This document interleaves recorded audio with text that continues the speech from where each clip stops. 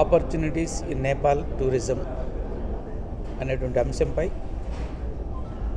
Nepal ambassador to Indian government Surender Thapa గారు, తార్నాథ్ అధికారి honourable minister for economics and the chairperson Vijay Manohar Tours and Travels and other dignitaries in the dais and respected press. నేపాల్లో tourism దానికి సంబంధించిన అవకాశాలు ఏమున్నాయి, నేపాల్ టూరిజంకి ఉన్న ప్రాధాన్యత, నేపాల్ టూరిజంని ఇంప్రూవ్ చేసుకోవడానికి కానీ నేపాల్ టూరిజంని ఎక్స్పోజ్ చేస్తూ ప్రత్యేకించి ఆంధ్రప్రదేశ్ టూరిస్ట్ని నేపాల్కి ఇన్వైట్ చేయటం కానీ అక్కడ ఉండేటువంటి ఇన్ఫర్మేషన్ కానీ అవైలబిలిటీస్ కానీ వాటిని తెలియజేయటానికి ఈరోజు ఒక నేపాల్ ఎంబసీ వారు ఒక మంచి కార్యక్రమం తీసుకోవడం జరిగింది ఆంధ్రప్రదేశ్లో. అంటే వారికి ఉన్నటువంటి వారి దేశం ఎడల ఆ దేశాన్ని అభివృద్ధి చేసుకోవాలన్నటువంటి తలంపు ఏ దేశానికైనా ప్రస్తుతం ఉన్న పరిస్థితుల్లో టూరిజం ప్రధాన వనరుగా ఉన్నటువంటి పరిస్థితి. ఒకటి ఆదాయ వనరే కాకుండా వివిధ దేశాల మధ్య సత్సంబంధాల విషయంలో కానీ ఆ దేశాల్లో ఉండేటువంటి పరిస్థితులు ఇతర దేశాల్లో తెలియజేసుకునేటువంటి కల్చర్ని లేదా అక్కడ ఉండేటువంటి సంబంధాలని అవన్నిటినీ అర్థం చేసుకోవడంలో కానీ వీటన్నిటినీ ఇరు దేశాల మధ్య సత్సంబంధాలు పెంపొందించుకునే క్రమం, మరలా ఆ దేశంలో ఆదాయ వనరుల్ని క్రియేట్ చేసుకోవడానికి, మరి ఆ ప్రాంతంలో ఉండేటువంటి అనేకమైనటువంటి టూరిజం ఏదైతే ఉన్నాయో వాటిని బయట ప్రపంచానికి బయట దేశాలకు తెలియజేయటం, ప్రత్యేకించి మన ఆంధ్రప్రదేశ్లో లేదా ఇండియన్స్ని ఎక్కువ అట్రాక్ట్ చేసే విధంగా. ఇందాక నేను చూశాను, వారు ఎఫ్డిఐలో ఫారెన్ డైరెక్ట్ ఇన్వెస్ట్మెంట్లో వచ్చేటువంటి దాంట్లో 1/3 of the investment only through Indians ద్వారా వస్తుంది. 21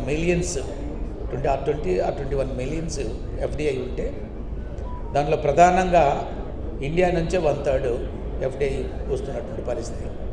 అంటే ఇటీవల 2-3 సంవత్సరాలుగా చూసినట్లయితే నేపాల్ టూరిజంకి ఇండియన్ కాంట్రిబ్యూషన్ క్రమేణా తగ్గుతూ వచ్చిన పరిస్థితి.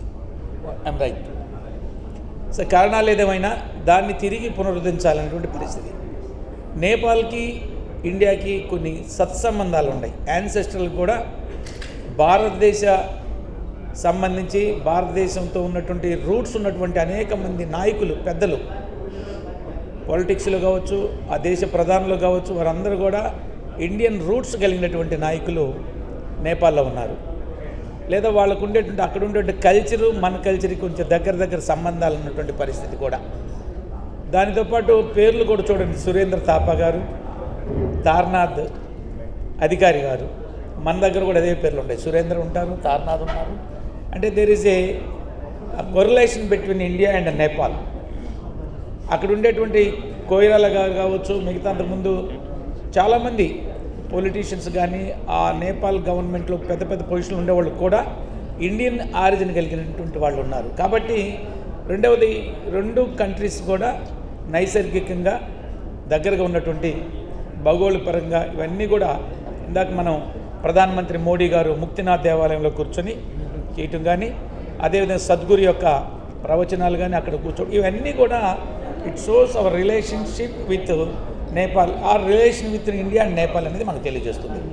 ఈ క్రమంలో వారు నేపాల్లో టూరిజం అట్రాక్షన్స్ను, నేపాల్లో టూరిజం డెవలప్మెంట్ని, నేపాల్లో టూరిజం ద్వారా మనకు ఏవైతే అవకాశాలు వాటిని చూపించడానికి మనతో టైఅప్ కావడం ఒకటి. అదే సమయంలో నేను కూడా ఆంధ్రప్రదేశ్లో ప్రత్యేకించి ఇండియాలోనే భారతదేశంలోని అగ్రగామి రాష్ట్రంగా టూరిజం ఇప్పటికే 3వ స్థానంలో ఉన్నటువంటి 3వ స్టేట్గా ఉన్నటువంటి ఆంధ్రప్రదేశ్, గౌరవనీయ ముఖ్యమంత్రి విజనరీ లీడర్ చంద్రబాబు నాయుడు గారు ఈరోజు ఆంధ్రప్రదేశ్ని ఒక బ్రహ్మాండమైన రాష్ట్రంగా అభివృద్ధితో పాటు సంక్షేమ కార్యక్రమాలతో పాటు రాష్ట్రం విడగొట్టిపడిన తర్వాత 2014లో 5 సంవత్సరాలు ముఖ్యమంత్రిగా చేసి అనేక అభివృద్ధి సంక్షేమ కార్యక్రమం చేసి దురదృష్టవశాత్తు 1924 మధ్య అధికారం లేకపోయినప్పటికీ తిరిగి ఆంధ్రప్రదేశ్ ప్రజలు చంద్రబాబు నాయుడు గారు లాంటి విజనరీ లీడర్ ఉండాలి, చంద్రబాబు నాయుడు గారు లాంటి నేషనల్ లెవెల్ లీడర్. ఈరోజు చంద్రబాబు నాయుడు గారికి ఉన్న విజన్ కానీ, ఆయన ఆలోచన కానీ, ఆయన ముందు చూపు కానీ ఇప్పుడు ఇండియన్ పొలిటీషియన్లో వేళ్ల మీద లెక్కించదగింది ఆయనతో పోల్చుకున్నప్పుడు. అలాంటి లీడర్ మరి తిరిగి ఆంధ్రప్రదేశ్ ముఖ్యమంత్రి కావాలన్నటువంటి ఆశలతో, ఆలోచనతో ఇవాళ తిరిగి ముఖ్యమంత్రిగా చంద్రబాబు నాయుడు గారిని ముఖ్యమంత్రిగా చేసుకోవటం, వారు ముఖ్యమంత్రి అయిన తర్వాత 7 నెలల్లోనే అనేక అభివృద్ధి సంక్షేమ కార్యక్రమాలు, ఈ రాష్ట్రాన్ని ప్రగతి పదంలో తీసుకెళ్ళడానికి ఏమేమి చేయాలి, ఎలా ముందుకు తీసుకెళ్ళాలి, భారతదేశంలో ఒక అగ్రగామి రాష్ట్రంగా విడగొట్టబడి అశాస్త్రీయంగా కావచ్చు, ఇంకో కారణం కావచ్చు, I'm not going to the details, but Andhra Pradesh విడగొట్టబడిన తర్వాత కూడా విడిపోయినా మేము శక్తివంతులము, దీన్ని ముందుకు తీసుకెళ్ళిన మేధస్సు మా దగ్గర ఉంది, మాకు మంచి ఆలోచన ఉందనేటువంటి తలంపుతో ఆంధ్రప్రదేశ్ని ఒక గొప్ప రాష్ట్రంగా అభివృద్ధి చేయడానికి, అందులో భాగంగా ఇప్పుడు ఏదైతే నేపాల్ వారు ఇక్కడ ఆంధ్రప్రదేశ్లో ప్రత్యేకించి వైజాగ్లో ఈ యొక్క ఆపర్చునిటీస్ నేపాల్ టూరిజం అనే సమ్మిట్ని ఏదైతే సెమినార్ని ఒకటి నిర్వహిస్తున్నారో మన సోదరులు విజయమోహన్ గారి చైర్మన్షిప్లో అండర్ ది ప్రెసిడెన్షియల్షిప్ ఆఫ్ విజయమోహన్ గారు, చంద్రబాబు నాయుడు గారు టూరిజం డెవలప్మెంట్ కోసం ఆంధ్రప్రదేశ్లో ఏ రాష్ట్రంలో లేనటువంటి అవకాశాలు ఇవాళ ఆంధ్రప్రదేశ్లో 967 కిలోమీటర్స్ కోస్ట్ లైన్ ఉండటం కానీ, ఇవాళ ఉదయం నుంచి సాయంకాలం వరకు ఇప్పటి వరకు నేను వైజాగ్ పరిసర ప్రాంతాల్లో ఉన్న టూరిస్టు రిసార్ట్స్ కానీ, బీచెస్ కానీ, అక్కడ ఉన్న అనేకమైనటువంటి టూరిస్టు అట్రాక్షన్స్ నేను పరిశీలించి 2-3 సార్లు వచ్చినాను, ఇప్పుడు కూడా పరిశీలించడానికి అద్భుతమైన అవకాశాలు ఆంధ్రప్రదేశ్లో టూరిజం ఉన్నాయి. మేమేదైతే నేపాల్ వారు మనం నేపాల్ని సందర్శించాలి, నేపాల్ టూరిస్ట్ అట్రాక్షన్స్ చూడాలని కోరుకుంటున్నారు, అదే సమయంలో నేపాల్ వారిని కూడా నేను రిక్వెస్ట్ చేస్తూ వారికి ఒక ఇన్ఫర్మేషన్ అందజేస్తున్నాను. ఆంధ్రప్రదేశ్ టూరిజం కూడా పరిశీలించండి. ఇవాళ చంద్రబాబు నాయుడు అద్భుతమైన టూరిజం పాలసీని తీసుకొచ్చారు. ఇన్వెస్టర్స్ అట్రాక్ట్ చేయడానికి, ఇన్వెస్టర్స్ని ఇన్వెస్ట్ చేయడానికి, ఒకటి ఇన్వెస్ట్మెంట్తో పాటు వాళ్ళ ఇన్వెస్ట్మెంట్కి తగు విధంగా మళ్ళీ తిరిగి రిటర్న్స్ రావడానికి అనేకమైనటువంటి రాయితీలు ఇవ్వటం కూడా జరిగింది. అద్భుతమైన పాలసీని తీసుకొచ్చారు. ఒకటి పవర్ టారిఫ్లో కానీ, జిఎస్టీ విషయంలో కానీ, ఇన్వెస్ట్మెంట్లో ఇచ్చేటువంటి రాయితీలు, అనేకమైన అంశాలు ఇచ్చి ఈ ఆంధ్రప్రదేశ్ టూరిజంని అద్భుతమైన ఆంధ్రప్రదేశ్ టూరిస్ట్ సెంటర్గా తయారు చేయడానికి వారు ఒక వినూత్నమైన ఆలోచనతో ముందుకు వచ్చారు. ఇటీవల ఈ Indian confederation of Indian industry, Andhra Pradesh chamber of commerce and industry federation వాళ్ళతో ఒక సదస్సులు కూడా నిర్వహించడం, వాళ్ళందరినీ కూడా ఇన్వెస్ట్మెంట్ పెట్టమని అడగటం కూడా Andhra Pradesh tourism corporation, Andhra Pradesh tourism ministry వాళ్ళ ఆధ్వర్యంలో ఆంధ్రప్రదేశ్ ప్రభుత్వం తరఫున నిర్వహించడం కూడా జరిగింది. ఇవాళ ఆంధ్రప్రదేశ్లో టూరిజంలో వాళ్ళ ఇన్వెస్ట్మెంట్ పెట్టడానికి అనేక మంది స్టేక్ హోల్డర్స్ ఆర్ ఇన్వెస్టర్స్ ముందుకు వస్తున్న పరిస్థితి.